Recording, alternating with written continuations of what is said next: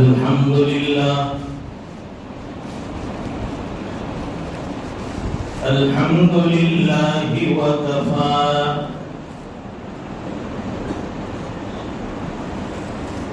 وسلام على عباده الذين اصطفى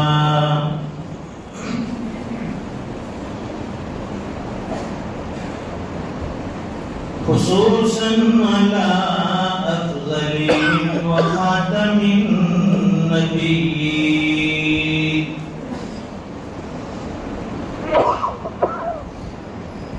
محمد الأمين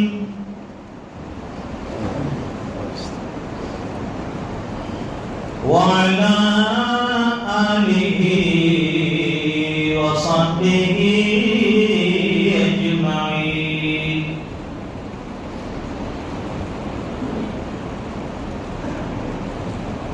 أما بعد فأعوذ بالله من الشيطان الرجيم. بسم الله الرحمن الرحيم.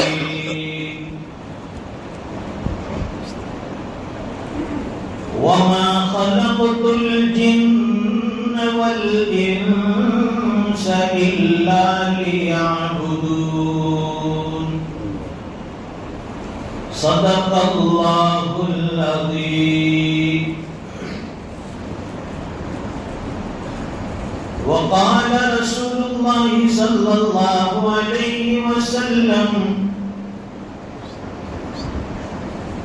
اللهم بارك لنا في رجب وشعبان وبلغنا رمضان. صدق رسوله النبي الأمي الحبيب الكريم، ونحن على ذلك لمن الشاهدين والشاكرين، والحمد لله رب العالمين.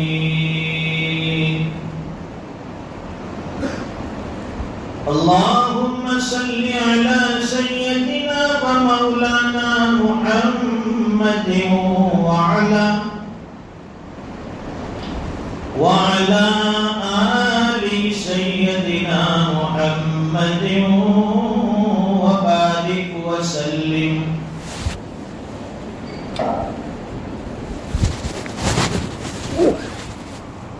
بزرگوں اور دینی بھائیوں،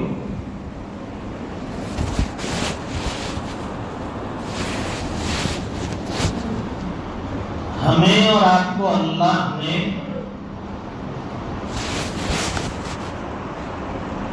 ایک عظیم مقصد کے تحت پیدا فرمایا.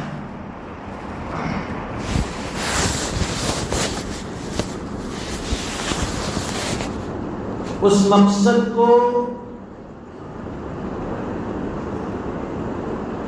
آسان الفاظ میں اگر کہا جائے تو یوں کہیے، مقصد زندگی اللہ تعالی کی بندگی، اور مقصد حیات اللہ تعالیٰ کی یاد. یہ دو چیزیں ہمیں اپنے ذہن میں بٹھانی. زندگی کا مقصد اللہ کی بندگی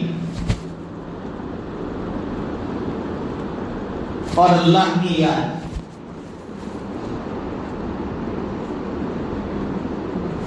اور اسی مقصد کو لے کر اللہ نے ہمیں دنیا میں بھیجا. اللہ نے اتنی بڑی کائنات بنائی. یہ کائنات کا سجا ہوا محل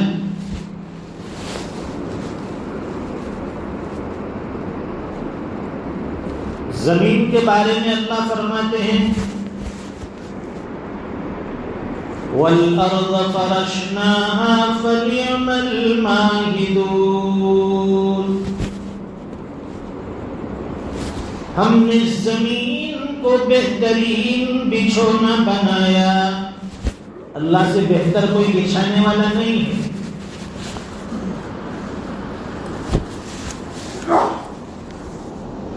بہترین طریقے سے اللہ نے زمین کو ہموار کر کے ہمارے لیے بچھا دیا، بنایا. اور آسمان کے بارے میں اللہ فرماتے ہیں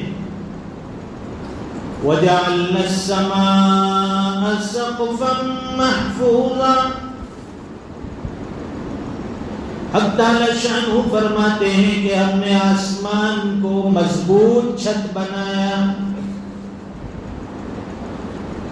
اس کی مضبوطی کا اندازہ خود قرآن کریم بتاتا ہے. بِغَيْرِ عَمَدٍ تَرَوْنَهَا. اللہ فرماتے ہیں کہ ہم نے درمیان میں کوئی سہارا نہیں رکھا، کوئی ستون نہیں بنایا، کوئی سپورٹ نہیں دیا. یہ چھوٹی سی مسجد بنانے میں جگہ جگہ ستون کھڑے کرنے پڑتے ہیں، کولم دینے پڑتے ہیں، بڑے بڑے بیم دیے جاتے ہیں. بھائی کیوں؟ چھت مضبوط ہو جائے. یہ چھت 50 سال 100 سال تک مضبوط، اس میں ذرہ برابر کریک نہیں ہوگا، اس میں کوئی خامی نہیں آئے گی، اس میں کوئی نقص اور عیب نہیں آئے گا. یہ انجینئر گارنٹی دیتے. لیکن کائنات کا بنانے والا ایسا کوئی انجینئر نہیں ہے اللہ سے بڑھ کر. بغیر عمد ترونہا، بغیر ستون کے، بغیر سہارے کے، بغیر سپورٹ کے ہم نے اس آسمان کو مضبوط بنایا. کوئی ایسا دنیا میں انجینئر کوئی گارنٹی لے سکتا ہے کہ قیامت تک یہ بلڈنگ چلے گی؟ پہلے لکڑیوں کے مکان تھے، وہ 100 سال چل جاتے تھے. وہ ساگ کا لکڑا جو ہوتا ہے کتنا مضبوط ہوتا ہے. مورخین لکھتے ہیں یہ ساگ کا لکڑا کتنا مضبوط کہ اس کی ایک تہ پر وہ 100 سال تک ٹکتا ہے، اور اس کو پلٹ دو تو دوسری سطح پر پھر 100 سال ٹکتا ہے. اتنا مضبوط. اسے نہ ہوا اثر کرتی ہے نہ پانی اثر کرتا ہے. ویدر پروف، اتنا مضبوط لکڑا. جلدی پھٹتا نہیں، خراب بھی نہیں ہوتا ہے، دیمک بھی جلدی نہیں لگتی ہے. وہ لکڑیوں کے مکان مضبوط ہوتے تھے. آج یہ کانکریٹ کے مکان ہو گئے. یہ چھت جو ہے سلیب ہے کانکریٹ، سیمنٹ ہے، ریت ہے، کپچی ہے، اسٹیل ہے. اس کے مقابلے میں وہ لکڑی کا چھت تھا، وہ مضبوط تھا. اور آج 5 سال 10 سال میں ہمارا سلیب خراب ہو جاتا ہے. کتنا بھی مضبوط بنائیں، اچھی سے اچھی سیمنٹ استعمال کرو، بہترین کاریگر لگاؤ، انجینئر کا پلان لو، 10 سال کے بعد اندر سے لیکیج. انجینئر کو بلاؤ، پوچھو کہ بھائی یہ سلیب کیوں لیکیج ہو گیا؟ تو اس کی تو کیا گارنٹی ہے؟ یہ پانی تو کہیں سے بھی ٹپک جاتا ہے، یہ اپنا راستہ خود بنا لیتا ہے. یہ جواب دے کر انجینئر صاحب بھی فارغ ہو جاتے. کوئی دنیا کا انجینئر آرکیٹیکٹ اس بات کی گارنٹی نہیں دے سکتا کہ میری بنائی ہوئی یہ بلڈنگ یا میرا دیا ہوا یہ پلان 100 سال تک اس میں کوئی عیب نہیں آئے گا. اور اللہ نے یہ آسمان کا چھت بنا دیا، گارنٹی قیامت تک اس میں خامی، خرابی، عیب، نقص نہیں آئے گا. سنا کہیں دنیا میں کہ آسمان ٹوٹ کر نیچے گر گیا؟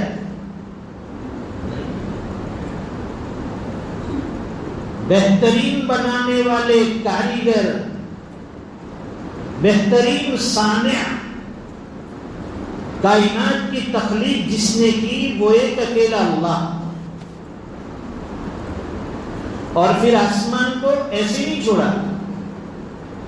اللہ فرماتے ہیں اِنَّا زَيَّنَّا السَّمَاءَ الدُّنْيَا بِزِينَةٍ الْكَوَاكِبِ.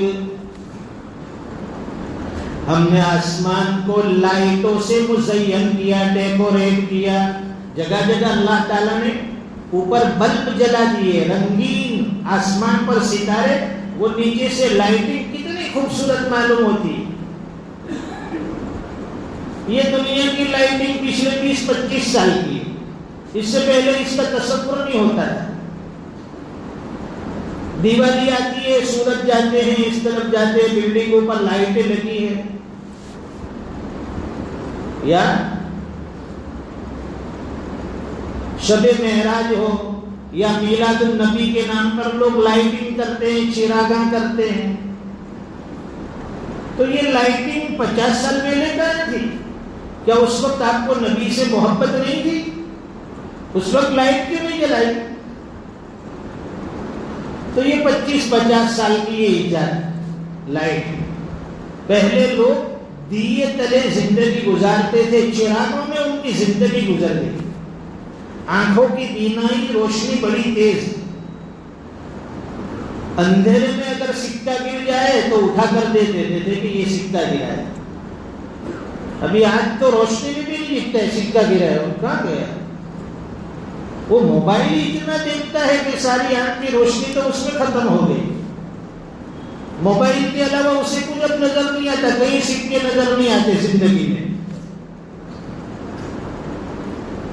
کیا بوڑھا، کیا جوان، کیا مرد، کیا عورت اپنی زندگی کا آدھے سے زائد حصہ یوں سمجھیے کہ موبائل ہمارا برباد کر دیتا ہے. آپ ایک سروے کیجیے 24 گھنٹے میں کتنے گھنٹے موبائل استعمال کرتے ہیں. صبح اٹھیں گے وہاں سے اللہم بسمک اموت واحیا، وہ رات کو پڑھنے کی دعا بھی نہیں پڑھی، صبح اٹھنے کی بھی نہیں پڑھی. الحمدللہ الذی اللہم بسمک کی جگہ وہ سوئچ آف کرتا ہے آخری عمل. اور الحمدللہ الذی احیانا اٹھنے کی دعا کی بجائے موبائل میں پہلے وہ دھندلاتی ہوئی آنکھیں، ابھی تو آدھی کھلی ہے، شٹل آدھا ڈاؤن، موبائل پہ نظر. کس کا میسج آیا ہے؟ ارے تو دھیرو بھائی امبانی تو ہے نہیں، تیرا کوئی اتنا بڑا بزنس نہیں ہے، پھر اتنی جلدی کیوں ہے تجھے موبائل اٹھانے میں دیکھنے؟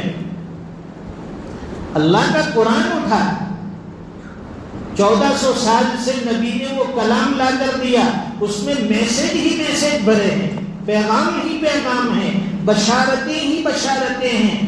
کتنی خوشخبریاں چاہیے. موبائل میں کیا ہوگا؟ میسج ہوگا، اچھا میسج ہوگا، تھوڑی دیر میں خوش ہوتا ہے. کسی کی انتقال کی خبر ہوگی، انا للہ، ادھر ادھر کی بکواس سب باتیں. اور قرآن اٹھاؤ، سورہ فاتحہ سے لے کر والناس تک ایک ایک میسج امپورٹنٹ، کامیابی سے بھرا ہوا ایک ایک میسج اللہ کی طرف سے، ایک ایک پیغام پڑھنے کے قابل، سننے کے قابل، سمجھنے کے قابل، عمل کرنے کے قابل. لیکن ہمیں توفیق نہیں ملتی اس کی. چھوٹے چھوٹے بچے موبائل میں اتنے ماسٹر ہو گئے، اتنے ماہر ہو گئے، جو چیز ہمیں نہیں آتی وہ انہیں آتی ہے. موبائل اگر کہیں خراب ہو گیا، سیٹنگ میں گڑبڑ ہو گئی، ابا تم کو تو کچھ آتا نہیں، لاؤ میں تم کو ابھی بنا کے دیتا ہوں، وہ 2 منٹ میں ٹھیک کر کے دیتا ہے. تو ساری صلاحیتیں ہماری اولادوں کی موبائل کے پیچھے لگ رہی ہے. اس لیے فرماتے ہیں کہ زندگی کو کامیاب بنانا ہے تو ہمیں قرآن و حدیث فالو کرنے ہوں گے، دین پر چلنا ہوگا، محمد الرسول اللہ کی تعلیمات کو زندگی میں اتارنا ہوگا، پڑھنا ہوگا، اس پر عمل کرنا ہوگا، تو دنیا میں بھی کامیابی اور آخرت کی کامیابی یقین.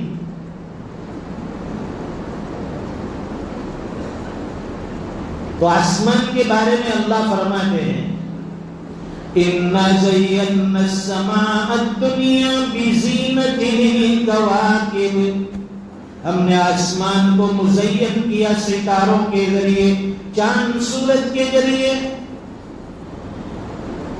کتنا خوبصورت آسمان لگتا ہے. یہ سب کس کے لیے اللہ نے بنایا؟ انسان کے لیے. پہلے یہ جو ہوائی جہاز چلتے تھے نا، آج بھی یہ ہوائی جہاز جو ہیں اپنی منزلیں طے کرتے ہیں، مشینری کے علاوہ وہ ستاروں کے ذریعے سے اپنی منزلیں طے کرتے ہیں کہ ستارے جو ہوتے ہیں فلاں ستارہ اس طرف تو ہمیں اس طرف یوں ٹرن لینا ہے، اس طرف یوں جانا ہے، اس طرف یوں جانا ہے، تب منزل مقصود تک پہنچیں گے. اور پانی کے جہاز تو آج بھی ستاروں کے ذریعے اپنی منزلیں طے کرتے ہیں. یہ ساری کائنات اور کائنات کی بنی ہوئی چیزیں اللہ نے ایمان والوں کے لیے، انسانوں کے لیے بنائی. ان الدنیا خلقت لکم وانتم خلقتم للآخرہ، کہ انسان، ہم نے کائنات کو، اس دنیا کو تیرے لیے بنایا اور تجھے ہم نے آخرت کے لیے بنایا، اپنی یادوں کے لیے بنایا، عبادتوں کے لیے بنایا، ذکر کے لیے بنایا، تلاوتوں کے لیے بنایا. فنا فی اللہ ہو جاؤ. اس لیے اردو کا ایک شاعر کہتا ہے، کھیتیاں سرسبز ہے تیری غذا کے واسطے، کھیتیاں سرسبز ہے تیری غذا کے واسطے، چاند سورج اور ستارے ہیں ضیاء کے واسطے، بحر و بر شمس و قمر ماء و شمع کے واسطے، یہ جہاں تیرے لیے ہے تو خدا کے واسطے. یہ روزانہ سورج کا وقت پر نکلنا، طلوع ہونا اور اپنے وقت پر غروب ہونا، چاند کا اپنی منزل طے کرنا، نکلنا، گھٹنا بڑھنا، یہ ساری چیزیں انسان نے اللہ کے لیے بنائی. اللہ نے انسان کے لیے بنائی، اپنے انسان کے نفع کے لیے بنائی، اشرف المخلوقات کے فائدے کے لیے بنائی. بنانے والی ذات ایک خالق اور ایک مالک ہے، پروردگار عالم کی ہے. اللہ کی ذات بنانے والی ہے، اس میں کوئی عیب نہیں. سورج میں کوئی نقص نہیں، چاند میں کوئی عیب نہیں، ستاروں میں کوئی عیب نہیں، آسمان میں کوئی عیب نہیں، زمین میں کوئی عیب نہیں. اے انسان، ان ساری چیزوں کے علاوہ اگر تو خود اپنی ذات پر غور کر لے کہ تجھے اللہ نے کتنا خوبصورت بنایا ہے، انسان کا وجود کتنا خوبصورت ہے. اللہ نے خوبصورت چہرہ دیا، بہترین طاقتور ہاتھ دیے، پیر دیے اور اس کی بہترین باڈی اور جسم اسے عطا فرمایا. اندر کا پورا سسٹم کھال سے اور چمڑی سے کور کر لیا. جگہ کے اوپر اللہ نے کان لگائے، صحیح جگہ پر اللہ نے ناک لگائے، ٹھیک جگہ پر اللہ نے آنکھیں لگائی. اگر آنکھیں دو ہونے کی بجائے یہاں ایک ہوتی ٹرین کی طرح تو انسان کتنا بدصورت معلوم ہوتا ہے. دو کان کی بجائے صرف ایک کان ہوتا ہے، ناک بجائے آگے کے پیچھے ہوتا ہے. لیکن اللہ نے انسان کو خوبصورت ڈھانچے میں ڈالا. دنیا کی سب سے خوبصورت چیز انسان ہے، اس لیے تو اسے اشرف المخلوقات کہا گیا ہے. ساری مخلوقات میں سرداری اسے عطا کی گئی. جب اتنا بڑا مقام، انسان کا اتنا بڑا مرتبہ، تو پھر اتنی بڑی ذمہ داری بھی اس کی ہوگی. یہ کھانے پینے کے لیے، کمائی کے لیے، وقت گزاری کے لیے انسان کو نہیں بھیجا اللہ نے. سال ہر سال سے ہمارے دعوت و تبلیغ کے ساتھی بھی سمجھا رہے کہ بھئی یہ فنا ہونے والی دنیا ہے، ختم ہونے والی دنیا ہے، ہمیں مٹی میں مل جانا ہے. اللہ کے راستے میں وقت لگاؤ، دین کے لیے قربانی دو، اعمال میں جڑ جاؤ، ایمان مضبوط کرو. لیکن ہمارے سر سے جوں نہیں رہتی. ہاں جب جوش چڑھتا ہے تو ایسا چڑھتا ہے کہ دھکے مار مار کے پہلی صف میں آ کے کھڑا ہو جائے گا. 3 دن جماعت میں لگا کے آئے نا، چوتھے دن فجر میں امام صاحب کے پیچھے بالکل کسی کی مجال کیا اس کو ہٹائے. ہمارے یہاں بیچارے ایک جوان جسے فجر کی نماز تو کیا عام نمازوں میں بھی ہم نے کبھی نہیں دیکھا، تو میں نے اسے دیکھا کہ وہ فجر کی نماز میں بالکل مؤذن جہاں کھڑا ہوتا ہے اس کے پڑوس میں.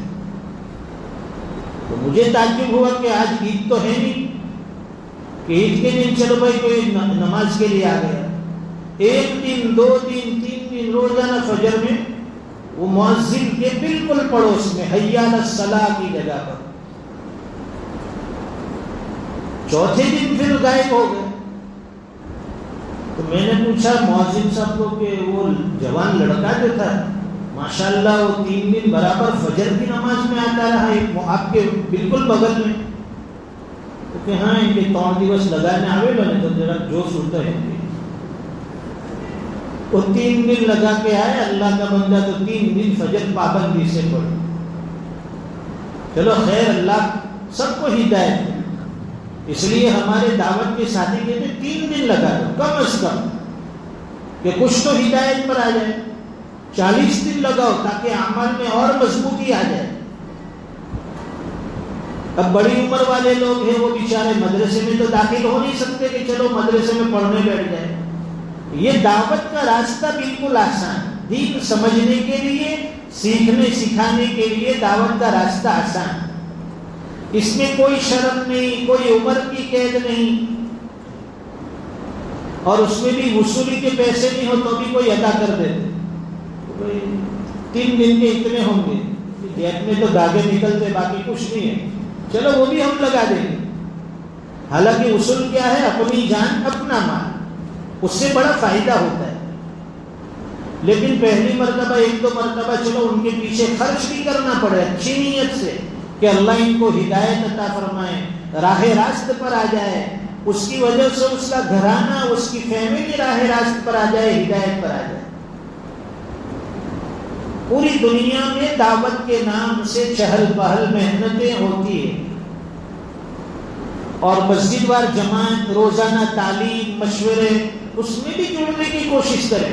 یہ بڑی اچھی چیز ہے. مشورے میں اشارے وہ نوٹ بک لے کر بیٹھتے ہیں کہ آج فلاں محلے میں فلاں کی ملاقات کرنی ہے. اب ہمارے دعوت کے ساتھی اس جوان کے یا اس آدمی کے گھر ملاقات کے لیے پہنچے، اس سے پہلے اس کو میسج مل جاتا ہے کہ آؤتا جو ہے ترہڑے، تو وہاں سے غائب. گھر میں آواز دیتی کہ بھائی یوسف بھائی، قاسم بھائی، محمد بھائی ہم گھر سے گیا ہے کہ تمہارا آوانا 2 منٹ پہلا. حالانکہ اس کو میسج مل گیا، پہنچ گیا. جیسے کہ ہم نے پولیس چھوڑی ہو، ان کے پیچھے وارنٹ چھوڑا ہم نے کہ ان کی گرفتاری کے لیے جا رہے ہیں، ایسے بھاگتے دعوت کے ساتھی سے. ہوں گے تو ابھی نہ کہتے کہ نہیں یہ گھر میں ہے کہ ابھی آئے نہیں کام پہ سے. اس میں بھی معصوم بچے ہوتے وہ تو سچ بولتے. گشت کرنے کے لیے گئی ہماری جماعت کہ بھائی فلاں صاحب ہے گھر میں، تو گھر میں سے بچے کو کہا کہ جا کے کہہ دے کہ ابا تو نہیں ہے. تو بچے نے سچ بتایا جاتا. میرے ابا نے کہا کہ وہ گھر میں نہیں ہے.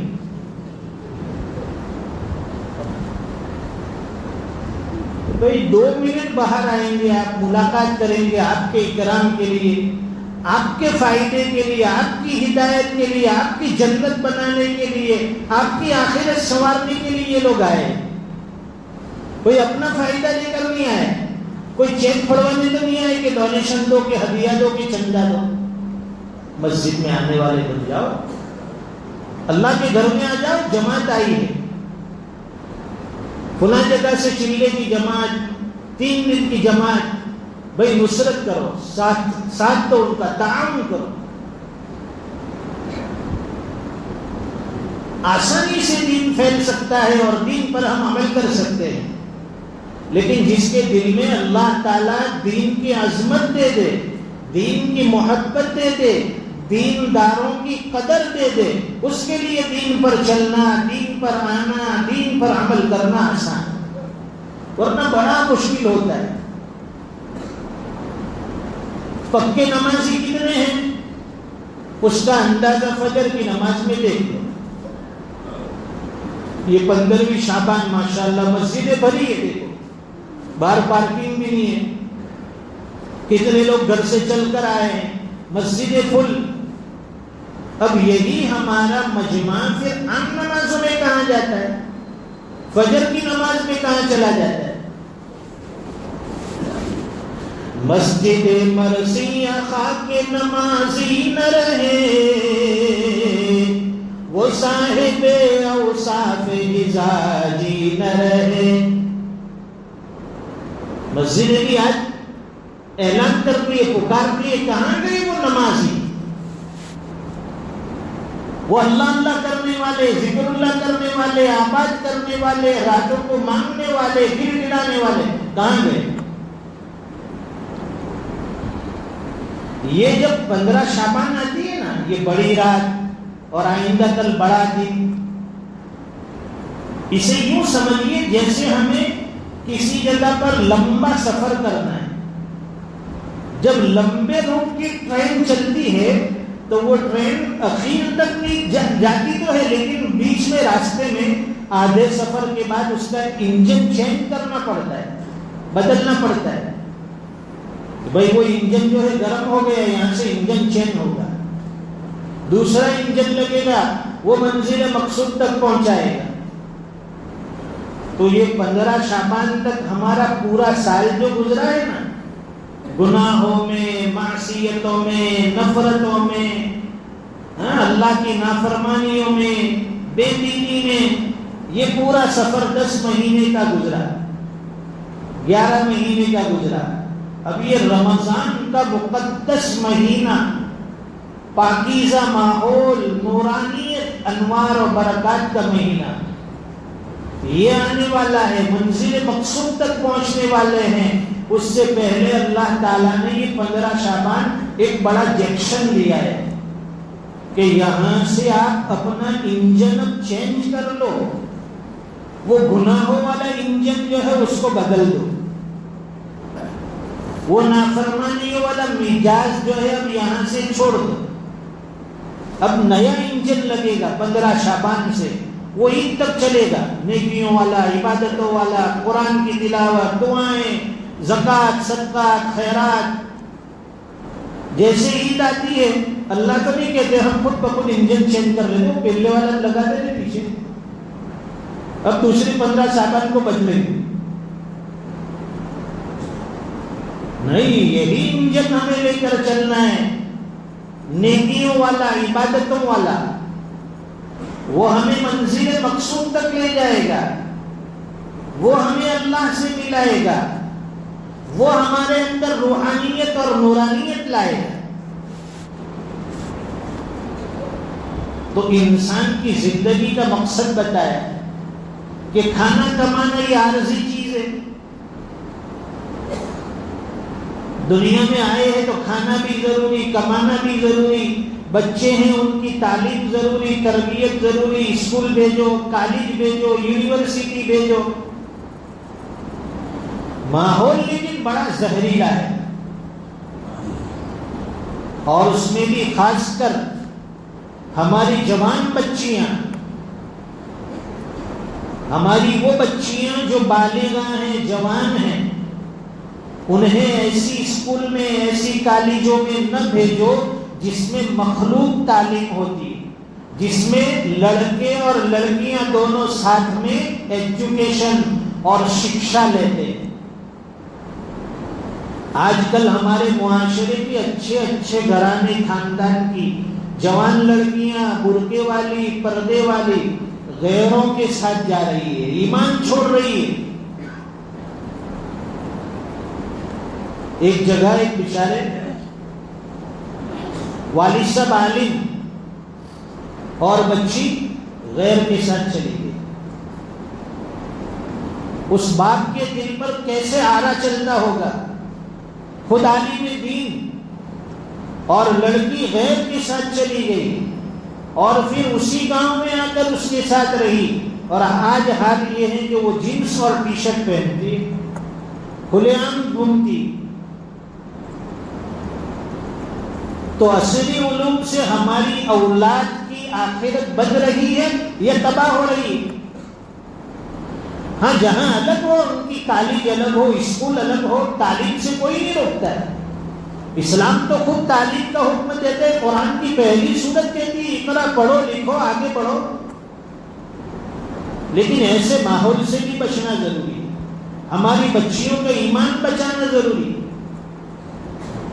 آئے دن یہ واقعات پیش آتے جا رہے ہیں کہ ہماری جوان بچیاں غیروں کے حوالے ہو رہی ہے، دوسروں کے ساتھ جا رہی ہے، اسلام چھوڑ رہی ہے. ماں باپ کے دل پر تو آرے لگے لیکن خود اپنی آخرت بھی اس نے برباد کر دی. مرتد ہو رہی ہے، ایمان چھوڑ رہی ہے، اور ہم لوگ مطمئن ہو کر بیٹھے ہیں اور فخر سے کہتے ہیں کہ میری بھی بچی تو ہے، MBBS میں ہے، دوسرا سال ہے، پہلا سال ہے، فلاں اسکول میں، فلاں کالج میں، فلاں یونیورسٹی میں. لیکن اس کے اوپر کڑی نگرانی رکھو. وہ کہاں جاتی ہے، کس کے ساتھ بیٹھتی ہے، اس کے دوست کون ہیں. اور کہا نا میں نے کہ موجودہ زمانے میں سب سے زیادہ فتنے کا ذریعہ mobile, internet, Instagram, WhatsApp, Facebook, نہ معلوم کیا کیا نکلتا ہے روزانہ، سنیپ چیٹ. یہ چیزیں بھی اچھی نہیں ہیں. ہم لوگ کیا کرتے ہیں، کہیں گھومنے گئے، کھانے گئے، فوراً اسٹوری لگا دیتے سنیپ چیٹ پر، انسٹاگرام پر ریل بنا کر کہ آج ہم فیملی کے ساتھ یہاں گئے، یہاں گئے، یہاں گئے، یہ کھائے، یہ کیا، یہ گھومے. ارے اس سے آپ کے حاسدین بڑھتے ہیں، اس سے آپ کے دشمن بڑھتے ہیں. یہ دنیا کو دکھانے کی کیا ضرورت ہے کہ تم کیا کھا رہے ہو، کیا پی رہے ہو، کہاں جا رہے ہو، کس سے مل رہے ہو. یہ کوئی آپ کو عقل مند نہیں کہے گا، بیوقوف کہے گا. لوگ آپ کے پیچھے ہنسیں گے اور اپنی عزت خود داؤں پہ نیلامی کر رہے ہیں، داؤں پہ لگا رہے ہیں. انسٹاگرام پر رکھ دیا ریل بنا کے، سنیپ چیٹ پر رکھ دیا یہ کھایا اور ساتھ میں کلفی کھا رہا ہے، یہ کھا رہا ہے، وہ کھا رہا ہے. سیلفی. قبر میں اتنے گودے کھائیں گے، اتنے گودے کھانے والے، تب کہیں گے کاش دنیا میں ان حرکتوں سے حفاظت کر لیتے. یہ کیا فائدہ ہے یہ ساری چیزیں، اسٹوری رکھنا، انسٹاگرام پر رکھنا، فیس بک پر رکھنا. چلو آپ کو 5,000 10,000 لوگوں نے لائک کر لیا، یہ لائک تو اس سے آپ کی عزت کتنی بڑھ گئی، آخرت میں اس سے کتنے درجے آپ کے بلند ہو گئے. کوئی فائدہ ہے؟ حضرت تھانوی رحمت اللہ علیہ نے ایک کتاب لکھی ہے، اس میں مستقل لکھا ہے گناہ بے لذت. آج کے معاشرے میں سب سے زیادہ ایسے گناہ ہو رہے ہیں جس میں لذتیں کوئی نہیں ہیں، پھر بھی انسان گناہوں میں مبتلا ہو رہا ہے. یہ سیلفی لینے میں کوئی لذت ہے؟ انسٹاگرام، فیس بک پر آپ کی جو ریل رکھی گئی اس سے آپ کو کوئی لذت ہوگی؟ کوئی. پوری دنیا دیکھ رہی ہے، اوریانیت، ننگاپن، بے حیائی، ہماری بچیوں کو لوگ دیکھ رہے ہیں. ویسے ماشاءاللہ پابندی سے برقع، پردہ، اور فیس بک پر اوپن چہرہ. اور پردہ بھی ایسا ہوتا ہے کہ نواپور میں رہیں گے تو ہمارا پردہ. آپ دیکھنا یہاں کی بچیاں، اللہ سب کو ہدایت دے. میں تو کہتا ہوں سب جگہ کا یہ حال ہے. یہ تو آپ کی مثال ہے. نواپور میں جب تک ہے ہماری بچیاں پردے برقعے میں ہیں. یہاں سے سورج گئی، نقاب نکال دیا. کیوں؟ اس لیے کہ نواپور میں ہمیں پہچانتے ہیں، یہاں تو کوئی ہمیں نہیں پہچانتا ہے. تو کیا پردے کا حکم صرف نواپور میں رہنے تک محدود ہے کہ جب آپ نواپور میں رہیں گے وہاں تمہارا پردہ ہوگا؟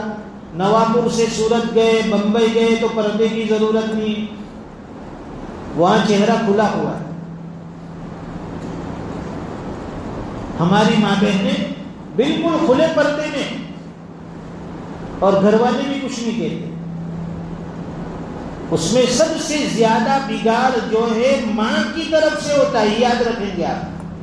جوان لڑکیاں بگڑتی ہے، اس میں سب سے زیادہ سپورٹ جو ہے ماں کا ہوتا ہے. باپ کی تو وہ چلنے دیتی نہیں ہے ماں، کیونکہ ذرا کچھ وہ کہنے جائے گا تو بیچارے کی بنی یا بنی. ماں کا چلتا ہے گھر میں، اور ماں جو ہے بچی کو سپورٹ کرتی ہے. وہ بچی غلط راستے پر جا رہی ہے، ماں بھی برابر گناہ میں شریک. اپنی اولاد کو ہم خود بگاڑ رہے ہیں.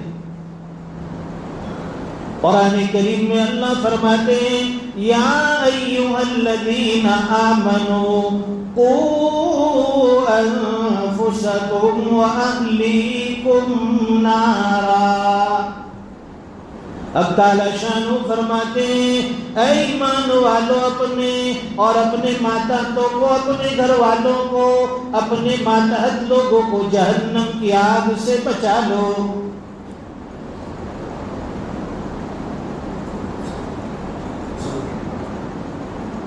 مفسر قرآن صاحب معرف القرآن حضرت مفتی محمد شفیع صاحب رحمۃ اللہ علیہ فرماتے کہ یہاں آگ سے مراد وہ جہنم کی آگ تو ہے ہی، لیکن دنیا میں یہ جو گناہوں کی آگ ہے اس سے اپنی اولاد کو بچاؤ. کہیں رشوت کی آگ میں مبتلا ہے، کہیں بدکاری کی آگ میں مبتلا ہے، کہیں نشے کی آگ میں مبتلا ہے، کہیں جوئے باری کا بازار گرم ہے، کہیں عریانیت ہے، بے حیائی ہے. ہر جگہ عریانی ہے، گناہ ہی گناہ، گناہوں کا سیلاب نظر آتا ہے.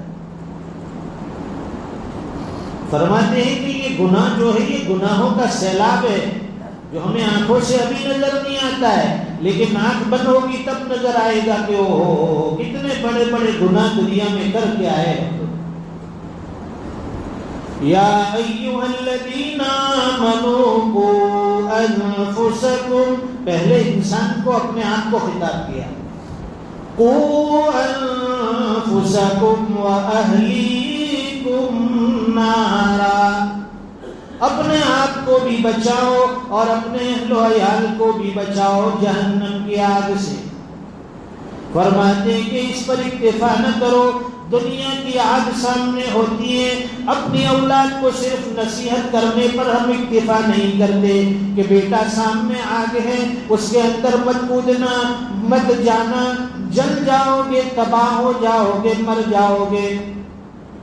بلکہ پوری کوشش کرتے ہیں اگر اپنی اولاد اس آگ کی طرف، گناہوں کی طرف یا دنیا کی آگ کی طرف جاتی ہے، ماں باپ اسے بچاتے ہیں، کھینچتے ہیں، زبردستی بھی کرتے ہیں کہ میری اولاد کہیں آگ میں جل نہ جائے، ہلاک نہ ہو جائے، تباہ و برباد نہ ہو جائے.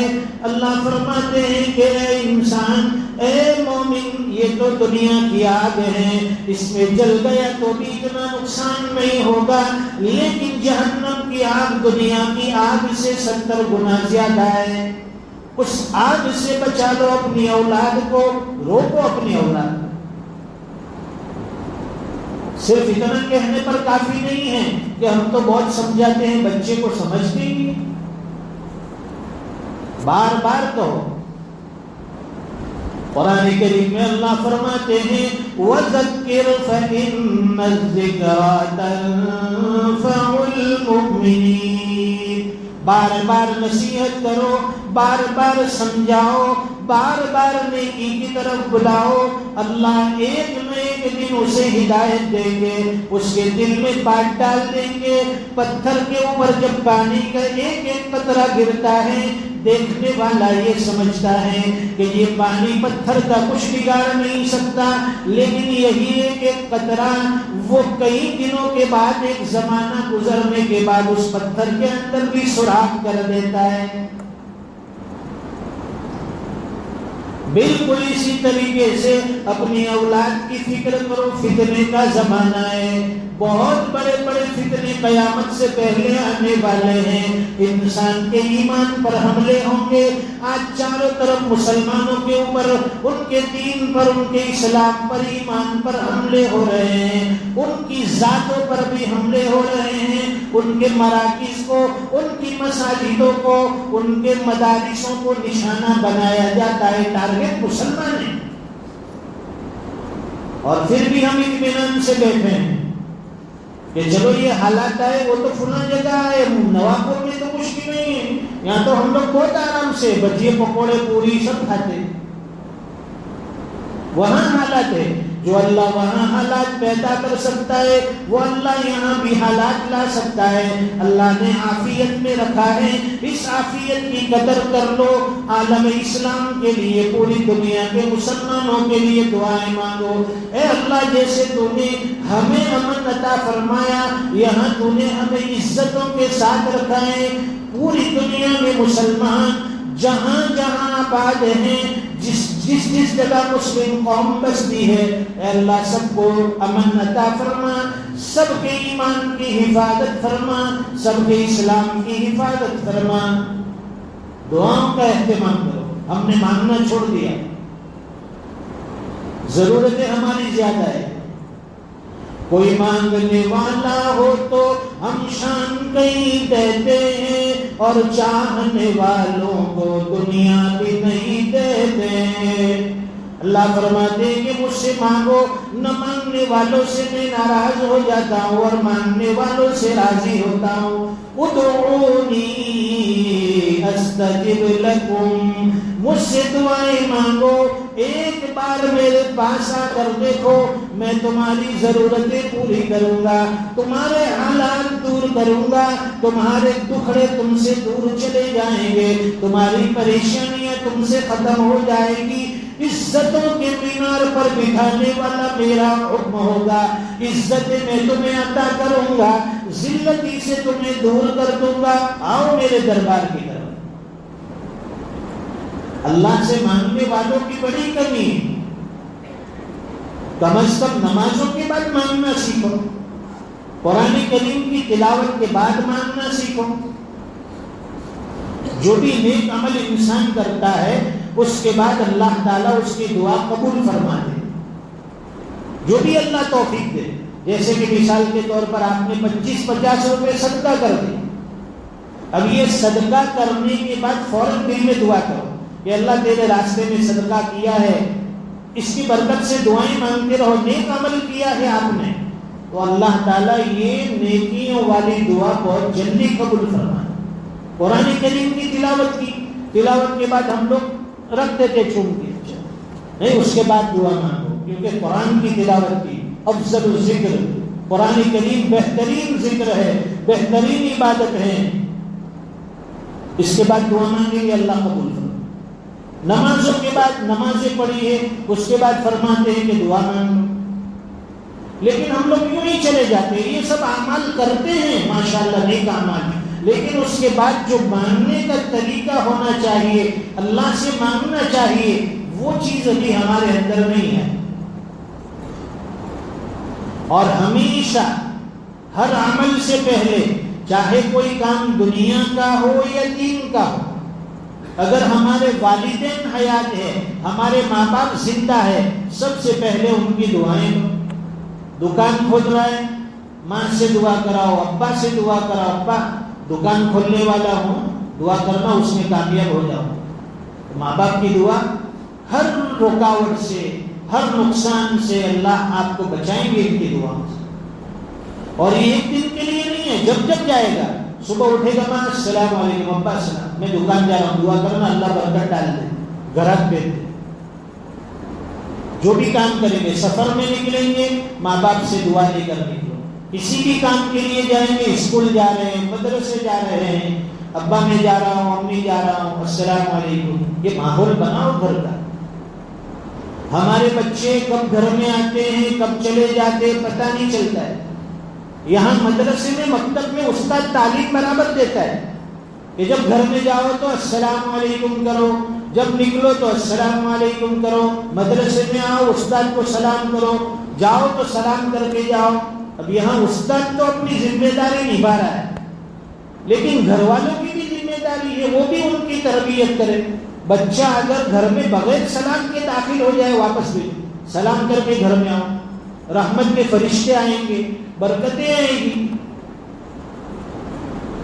میرا یہ بچہ ہے چھوٹا، یہاں بیٹھا ہے، حماد 9 سال کا. اس کا ایک دوست اس کے ساتھ ہمیشہ میرے گھر اسے بلانے کے لیے آتا ہے، لیکن اسے معلوم ہوتا ہے کہ حماد کے ابا گھر میں ہے تو وہ زور سے سلام کر کے آئے گا، اور کبھی بغیر سلام کے آ گئے تو مجھے دیکھ کر پھر باہر چلا جائے. میں اس کو گجراتی میں کہتا ہوں، وگر سلامی گرما ہے وہ نے شیطان نے ہکڑا اڑے گیا. وہ شیطان کے سینگ لگ گئے تجھے، بغیر سلام کے گھر میں آ گیا. تو بچوں کی تربیت کریں گے تو بچوں کے اندر یہ عادت بنے گی. رات کو سونے سے پہلے ان کو دعائیں سکھاؤ کہ جب بھی سوئے بستر پر جاؤ بیٹا دعا پڑھو، اللہم بسمک اموت واحیا، اور ساتھ میں کچھ سورتیں سکھاؤ. سورہ فاتحہ ہے، قل جو ہے قل یا ایھا الکافرون، قل ھو اللہ، فلق، ناس، یہ سب سورتیں پڑھیں، اور خاص کر آیت الکرسی کا اہتمام کرو. اللہ تعالیٰ رات بھر ہر فتنے سے، ہر اچکے سے، لٹیرے سے اللہ تعالیٰ حفاظت فرمائے. وہ سورتیں پڑھ کر اپنے بدن پر دم کرنا بچوں کو، اپنی اولاد کو سکھاؤ.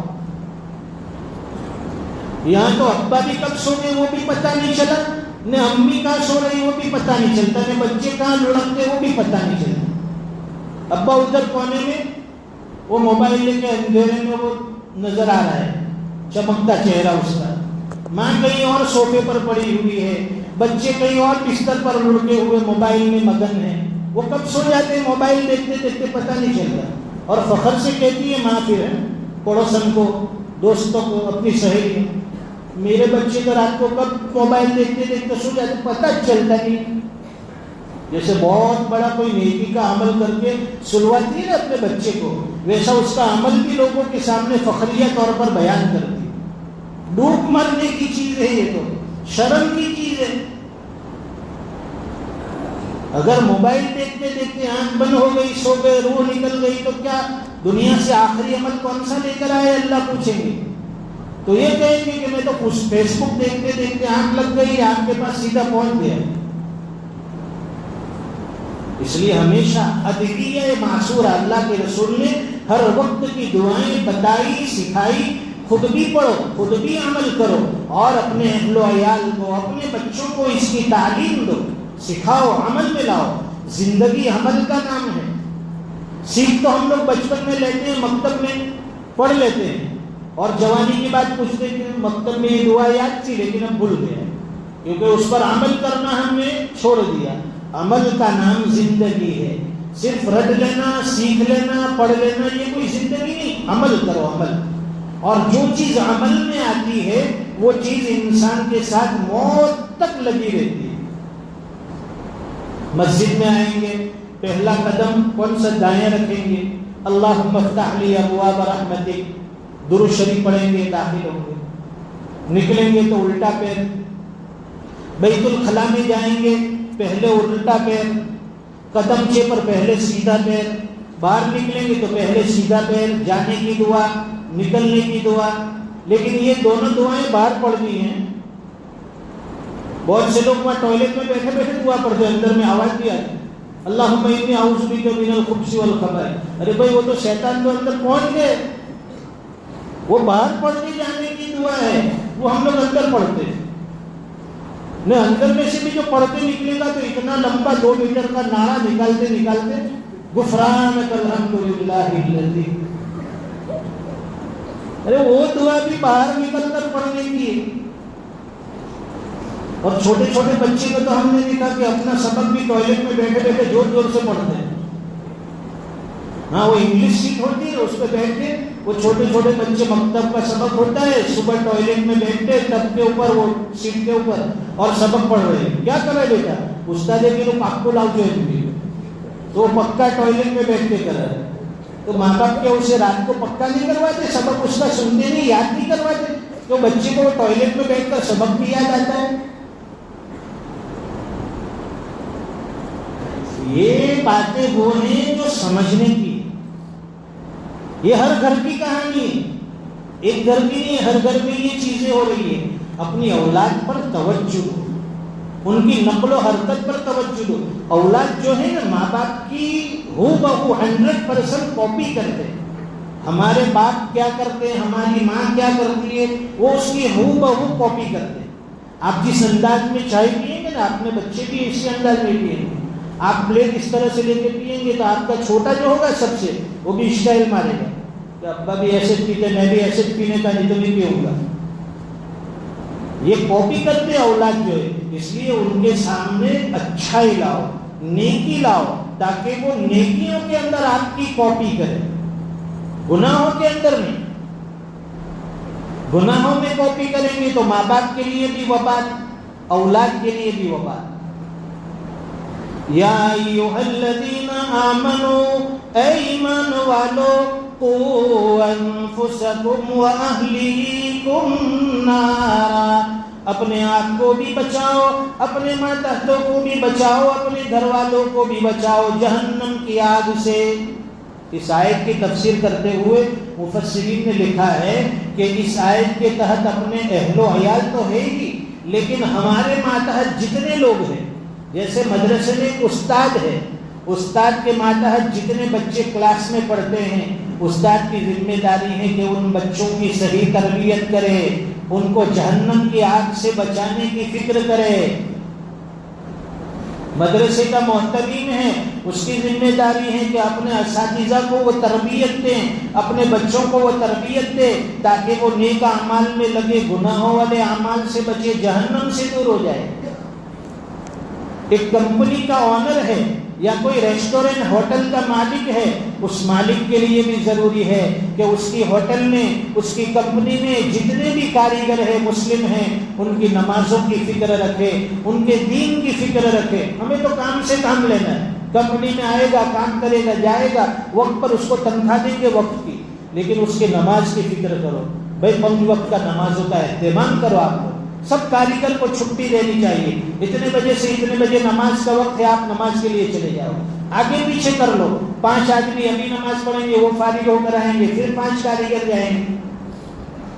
تو سب کی ذمہ داری ہے اس آیت کے تحت. ایسا نہیں ہے کہ صرف ماں باپ کو کہا جا رہا ہے، بلکہ ہر وہ بڑا جس کے ماتحت لوگ چلتے ہیں، اسکول میں ٹیچر ہو، مدرسے میں استاد ہو، کمپنی کا آنر ہو، ہوٹل کا مالک ہو یا ماں باپ ہو، سب کے لیے یہ حکم ہے کہ اپنے ماتحت جتنے بھی لوگ آتے ہیں ان کے ایمان کی حفاظت کی فکر کرو، ان کے دین پہ لانے کی فکر کرو، جہنم کی آگ سے بچاؤ، گناہوں سے ان کو دور کرو اور نیکیوں کی طرف ان کو آگے بڑھاؤ.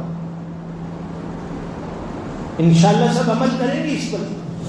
یہ چیز ہم اپنے گھر سے پہلے شروع کریں گے کہ ہم گھر کے بڑے ہیں تو ہمارے ماتحت ہمارے اہل و عیال آتے ہیں، اور اس میں بھی غصے ہونے کی ضرورت نہیں ہے، صرف سمجھاؤ.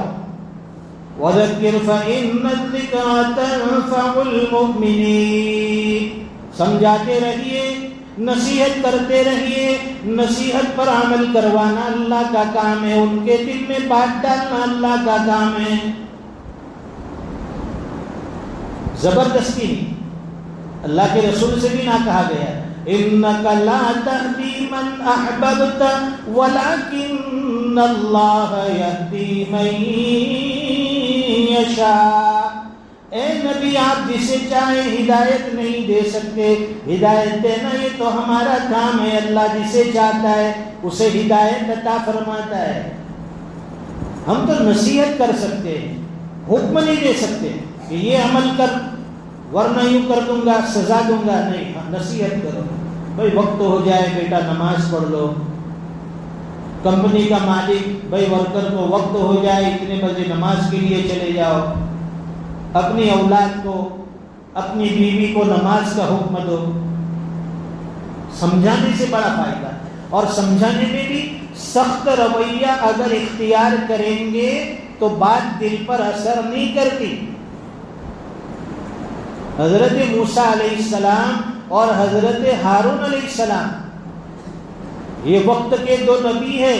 فرعون کو دعوت دینے جا رہے ہیں. فرعون جیسا ظالم اس وقت روئے زمین پر کوئی نہیں تھا. خود اس نے خدائیت کا دعویٰ کیا، انا ربکم الاعلی، میں تمہارا رب ہوں. لیکن ان دونوں کو دعوت کے لیے بھیج رہے ہیں، اللہ کی طرف سے دعوت کا اصول بتایا. قولا لہ قولا لینا، کہ موسیٰ اور ہارون جب بھی تم ان کے پاس جاؤ، اس ظالم کے پاس جاؤ تو نرمی سے بات کرنا.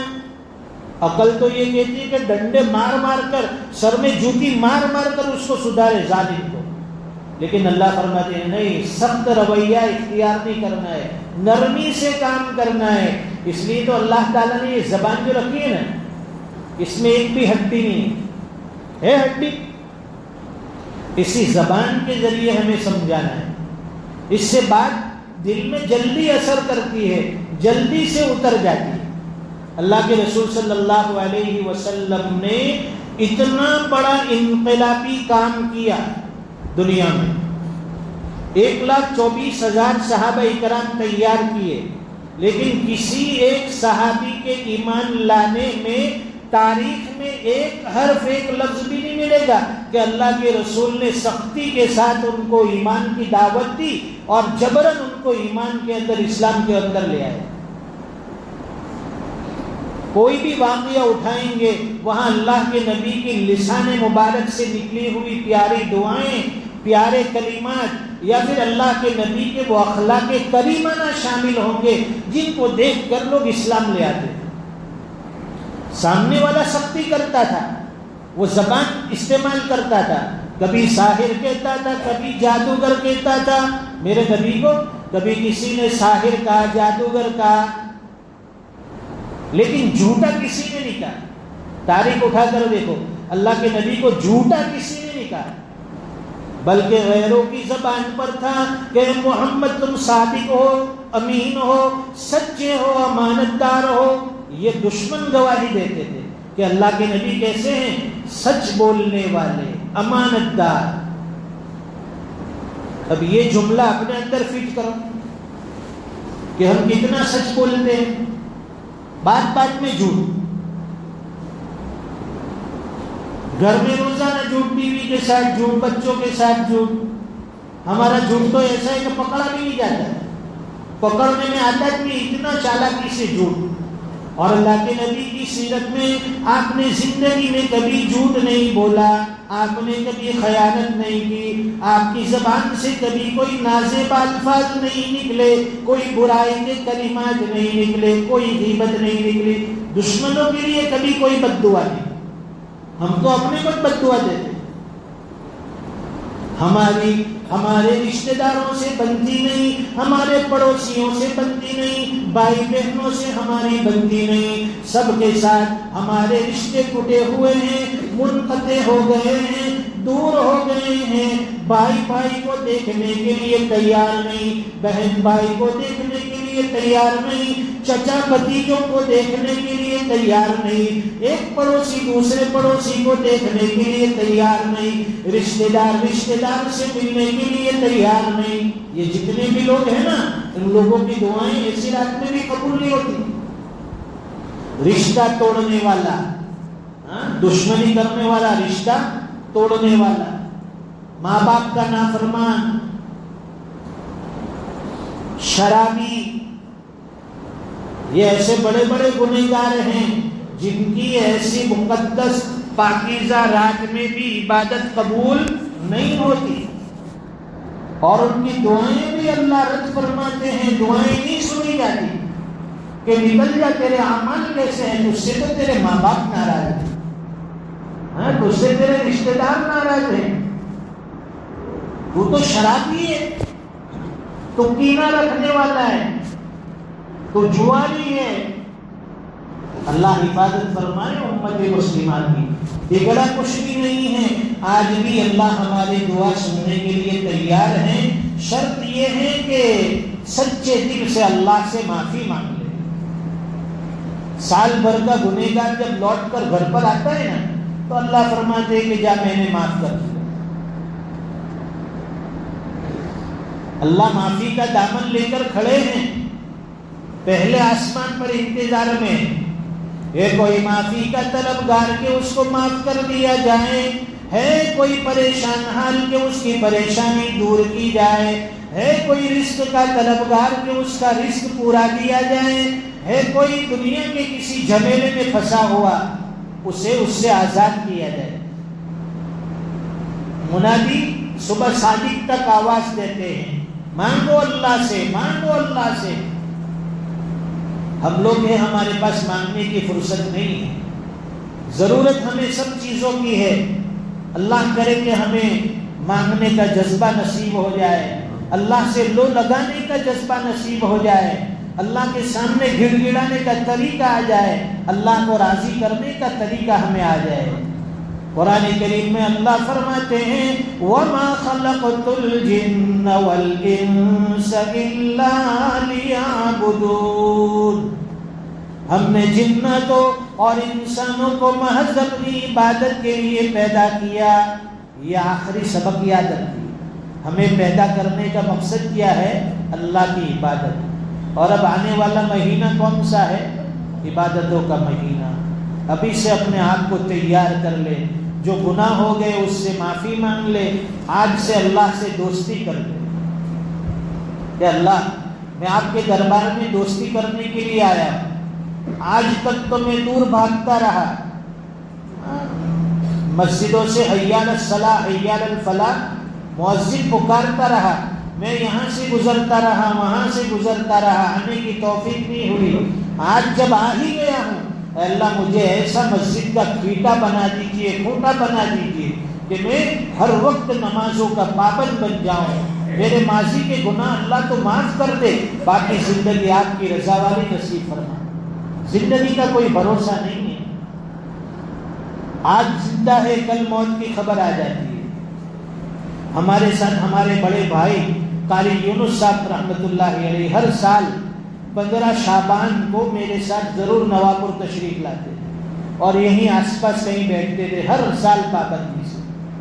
ابھی دسمبر کی 13 تاریخ کو اچانک دنیا سے چلے گئے، ورنہ آج وہ یہاں موجود ہوتے، بیٹھے ہوتے۔ اللہ تعالیٰ مرحوم بھائی کی بھرپور مغفرت فرمائیں، ان کے درجات بلند فرمائیں، ان کی قبر کو اللہ تعالیٰ جنت کے باغیچوں میں سے ایک باغیچہ بنا دے، ان کی خطاؤں کو اللہ تعالیٰ معاف فرمائیں، اہل خانہ کو اللہ پاک صبر دے، اجر دے۔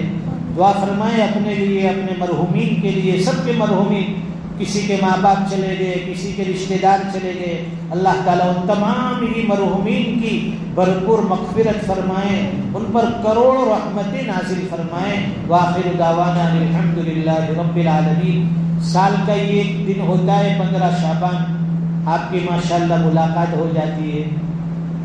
ہمارے عبدالصمد چاچا پالا والا سہیل بھائی ہیں، عبدالصمد چاچا کے بچے ہیں، وہ شکیل بھائی ہیں، محبت سے آپ حضرات کی طرف سے دعوت دیتے ہیں کہ ہماری جمعہ مسجد مرکز، اس نسبت سے سب کی ملاقات ہو جائے گی، دین کی کچھ باتیں کہیں سنی جائے گی، ایک دینی ماحول ہوگا۔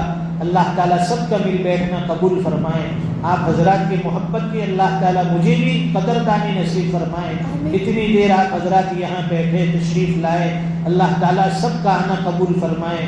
وہاں لاجپور سے ہمارے ساتھ ہمارے مفتی عمران صاحب تشریف لائے، مولانا محمد صاحب ہیں، حافظ محمد ہیں، کچھ بچے بھی ساتھ آئے ہیں، اسی لیے کہ چلو بھائی دینی بات ہوگی، بیان ہوگا، ہم بھی شرکت کر لیں گے، نیکیوں میں شامل ہو جائیں گے، انگلی کٹا کے ہمارا بھی شہیدوں میں نام لکھا جائے گا۔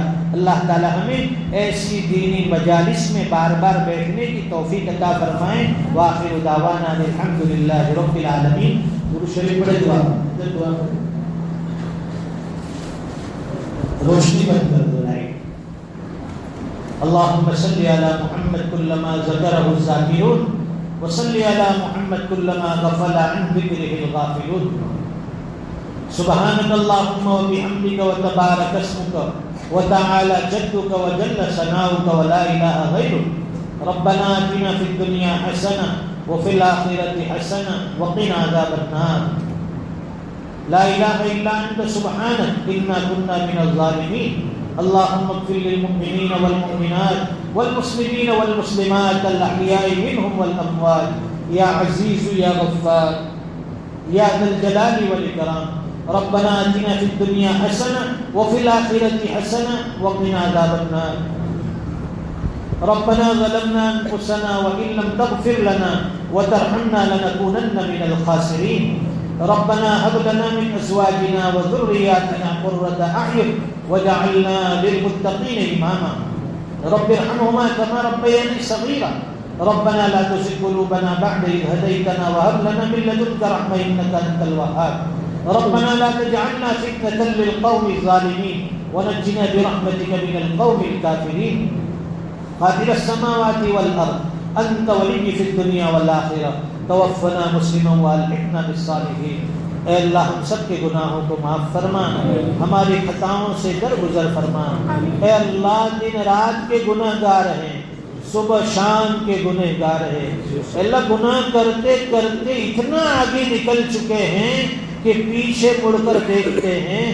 گناہوں کا ٹھاٹ مارتا ہوا سمندر نظر آتا ہے اے اللہ دور دور تک کوئی نیکی نہیں ہے اے اللہ یہ تو آپ کا کرم ہوا کہ آپ نے گناہوں کے اوپر فوری پکڑ نہیں فرمائی ورنہ ہم ہلاک ہو جاتے تباہ و برباد ہو جاتے اے اللہ آپ نے ہمیں مہلت دے رکھی ہے اے اللہ ہمیں معافی کی توفیق عطا فرما سچے دل سے توبہ کرتے ہیں آپ سے معافی مانگتے ہیں یہ بڑی رات ہیں 15 شعبان کی رات ہیں اے اللہ آپ کا عرش بھی پہلا آسمان پر ہوگا اور فرشتے ہر طرف سے ندا دیتے ہوں گے مغفرت کا طلب کرنے والا جب مغفرت مانگتا ہے آپ کے دربار سے اس کی مغفرت کر دی جاتی ہے اے اللہ ہم سب کی مغفرت فرما ہمارے اہل و عیال کی مغفرت فرما ہمارے والدین کی مغفرت فرما ہمارے بھائی بہنوں کی رشتہ داروں کی مغفرت فرما کہیں اعلان ہوتا ہے کوئی رزق کا پریشان کہ اسے رزق دیا جائے اے اللہ بے شمار تیرے بندے رزق کے معاملے میں پریشان ہیں محنتیں کرتے ہیں کوشش کرتے ہیں اس کے باوجود اے اللہ انہیں پورا رزق نہیں ملتا ان سب کو حلال طیب وسیع کشادہ رزق عطا فرما پریشان حالوں کی پریشانیاں دور فرما حاجت مندوں کی ضرورتیں پوری فرما بیماروں کو شفا عطا فرما مقروضین کے قرضے کی ادائیگی کی آسان سبیل شکلیں پیدا فرما دنیا سے ایمان پر جانے والوں کو جنت الفردوس عطا فرما ہمارے مرحومین کی بے انتہا مغفرت فرما اے اللہ ہمارے والد مرحوم کی مغفرت فرما ان کی قبر کو نور سے منور فرما ہمارے بھائی کی مغفرت فرما جنت الفردوس میں انہیں اعلیٰ اور بالا مقامات عطا فرما اعلیٰ علیین میں بہترین جگہ عطا فرما جوار رحمت میں جگہ عطا فرما اللہم اغفرہم وارحمہم وسکنہم فی الجنہ اللہم اجعل قبرہم روضۃ من ریاض الجنہ اللہم اغفرهم مغفرة تامة وارحمهم رحمة عامة اللهم اغفر لنا ولوالدينا ولجميع المؤمنين والمؤمنات والمسلمين والمسلمات اے اللہ ہمارے حال پر رحم فرما دے بڑی رات ہیں آپ کے بندے آپ کے دربار میں دین کی نسبت سے جمع ہوئے ہیں اے اللہ جو بات کہی گئی سنی گئی ہم سب کو عمل کی توفیق عطا فرما ہماری نیتوں کو درست فرما اخلاص اور للہیت عطا فرما اے اللہ جسمانی بگاڑ بھی دور فرما روحانی بگاڑ بھی دور فرما اے اللہ ہماری مغفرت فرما دے مغفرت کے فیصلے فرما دے ہمارے ہاتھ ہمارے چہرے پر ہم پھیرے اس سے پہلے آپ ہمیں مغفرت کا پروانہ نصیب کر دیجیے اے اللہ ہمارے والدین حیات ہیں ان کی عمر میں برکت عطا فرما ہماری والدہ کی عمر میں برکت عطا فرما انہیں صحت عطا فرما تندرستی عطا فرما ان کا مبارک سایہ ہمارے سر پر دیر دور تک قائم اور دائم فرما اے اللہ رشتہ داروں کے ساتھ ہمیں والہانہ عاجزانہ محبتانہ تعلق نبھانے کی توفیق عطا فرما اختلافات سے جھگڑوں سے نفرتوں سے اے اللہ ہماری حفاظت فرما معاشرے کے بگاڑ دور فرما ہمارے رشتہ داروں کے ساتھ انبن ہیں اے اللہ ہمیں صلح کرنے والا بنا ان سے تعلق جوڑنے والا بنا تعلق توڑنے سے ہماری حفاظت فرما اے اللہ ہماری اولادوں کو ہماری آنکھوں کی ٹھنڈک بنا نیک صالح بنا باصلاحیت بنا. اے اللہ گھروں میں دینداری پیدا فرما, دین کے چرچے بلند فرما. ہماری اولاد کو دین دنیا کے علوم سے مالا مال فرما. ہر قسم کے فتنے سے اے اللہ ان کی حفاظت فرما. پورے عالم کے مسلمانوں کی اے اللہ ہر فتنے سے, ہر آزمائشوں سے پوری حفاظت فرما. اے اللہ مبارک رات ہیں, ہمارے پاس عمل تو کوئی نہیں ہے, بس اس مبارک رات کا واسطہ ہے آپ کے سامنے. یہ تیرے گھر میں بیٹھے ہیں, عشاء کی نماز بھی آپ کی توفیق سے پڑھی ہے. اے اللہ پڑھ کر سب جمع ہوئے ہیں, سب نے ہاتھ پھیلائے ہیں, سب نے ہاتھ اٹھائے ہیں, یا آپ سے کچھ کہنا چاہتے ہیں, آپ سے کچھ مانگنا چاہتے ہیں. اے اللہ ہمیں مانگتے نہیں آتا, ہم سے تو دعاؤں میں ہاتھ بھی اٹھائے نہیں جاتے. اے اللہ آنکھوں سے آنسو بھی نہیں بہتے, زبان پر وہ کلمات بھی نہیں ہیں کہ جو آپ کی شاعر شان ہو, آپ سے مانگے وہ لائق ہو. اے اللہ ٹوٹے پھوٹے الفاظ میں اے اللہ ایک بھکاری بن کر, ایک درویش بن کر آپ کے دربار میں جھولی پھیلائی ہے, ہاتھ پھیلائے ہیں. اے اللہ ہم سب کی مغفرت فرما, ہمارے اہل و عیال کی مغفرت فرما. ہمارے اہل و عیال کی جو جائز عزائم ہو, ارادے ہو, پورے فرما. ان کی جو تمنائیں ہو اے اللہ پوری فرما. ان کو کامیابی عطا فرما. آنے والے دنوں میں بچوں کے اسکول کے ایگزام ہوں گے, مدرسے کے امتحانات ہوں گے, ہماری اولادوں کو اعلیٰ نمبرات سے کامیابی نصیب فرما, ناکامی سے حفاظت فرما. اولاد کو ماں باپ کا مطیع اور فرما بردار بنا, نافرمان بننے سے حفاظت فرما. جن کے اولاد جوان ہیں اے اللہ رشتے نہیں مل رہے ہیں, ان کے لیے نیک صالح رشتے اور جوڑے کا انتظام فرما. جن کے اولاد شادی کے بندھن میں بندھی ہے, اولاد کی نعمت سے محروم ہے, اے اللہ ان کی گود کو ہرا بھرا فرما دیجیے, ان کو نیک صالح اولاد عطا فرما. جن کی اولاد ہے ان کو آنکھوں کی ٹھنڈک بنا, ماں باپ کے لیے مطیع و فرما بردار بنا. اے اللہ بڑی رات میں ہاتھ اٹھا کر مانگنا بہت کچھ ہے, مانگتے نہیں آتا ہے. اے اللہ بغیر مانگے بھی آپ عطا کر سکتے ہیں. اے اللہ آپ تو بغیر مانگے بھی دینے والے ہیں. آج تک ہم نے نہیں مانگا پھر بھی آپ نے ہمیں عطا کیا, ہماری ضرورتوں کا خیال رکھا. جو ہماری ضرورتیں ہیں آپ پوری فرماتے رہے. اے اللہ اب تو ہم مانگنے آ گئے ہیں, ہاتھ پھیلانے آ گئے ہیں, جھولی پھیلا کر کھڑے ہیں. اب تو ہماری مانگتا پوری فرما لے, ہمیں اپنا بنا لے, اپنے در کا بھکاری بنا دے, اپنے در سے بخشش فرما دے, مغفرت کا پروانہ نصیب فرما دے. اے اللہ جو مانگا عطا فرما, نہ مانگ سکے بغیر مانگے اس سے بہتر و بڑھ کر عطا فرما. دعائیں اپنے فضل و کرم سے قبول فرما. ربنا تقبل منا انك انت السميع العليم وتب علينا انك انت التواب الرحيم. صلی اللہ علی النبی الکریم. آمین برحمتک یا ارحم الراحمین.